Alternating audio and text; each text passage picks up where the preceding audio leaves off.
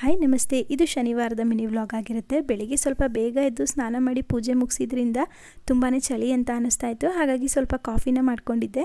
ಇದರ ಜೊತೆಗೆ ತಿಂಡಿಗೆ ಬಿಸಿಬೇಳೆಭಾತನ್ನ ರೆಡಿ ಮಾಡ್ಕೊಳ್ತಾ ಇದ್ದೀನಿ. ತರಕಾರಿನ ಕಟ್ ಮಾಡಿಕೊಂಡು ಕುಕ್ಕರ್ಗೆ ಬೇಳೆ ಅಕ್ಕಿ ಕಟ್ ಮಾಡಿಟ್ಟಿದ್ದಂತಹ ತರಕಾರಿ ನೆನೆಸಿಟ್ಟಿದ್ದಂತಹ ಬಟಾಣಿ ನೀರನ್ನು ಹಾಕಿ 2 ವಿಷಲ್ ಕೂಗಿಸ್ಕೊಂಡ್ರೆ ಆಯಿತು. ಒಗ್ಗರಣೆಗೆ ಸಾಸಿವೆ ಹಾಗೆ ಕರಿಬೇವು, ಒಣಮೆಣಸಿನ್ಕಾಯಿ, ಈರುಳ್ಳಿ, ಕಡಲೆಕಾಯಿ ಬೀಜ ಹಾಕಿ ಫ್ರೈ ಮಾಡಿಕೊಂಡು ಸ್ವಲ್ಪ ಹುಣಸೆಹಣ್ಣಿನ ರಸ, ಉಪ್ಪು, ಮನೇಲೆ ಮಾಡಿರುವಂತಹ ಬಿಸಿಬೇಳೆಭಾತ್ ಪೌಡರ್ನ ಹಾಕಿ ಈ ಒಗ್ಗರಣೆನ ಅನ್ನಕ್ಕೆ ಸೇರಿಸ್ಕೊಂಡು ಕೊನೆಯದಾಗಿ ಸ್ವಲ್ಪ ತೆಂಗಿನಕಾಯಿ ತುರಿನ ಹಾಕಿ ಮಿಕ್ಸ್ ಮಾಡಿಕೊಂಡು ತಟ್ಟೆಗೆ ಬಿಸಿ ಇರುವಾಗಲೇ ಸರ್ವ್ ಮಾಡಿ ಮೇಲೆ ಸ್ವಲ್ಪ ಖಾರ ಬುಂದಿನ ಹಾಕೊಂಡ್ರೆ ರುಚಿಯಾಗಿರುವಂತಹ ಬಿಸಿಬೇಳೆಭಾತ್ ರೆಡಿ ಆಗೋಗುತ್ತೆ.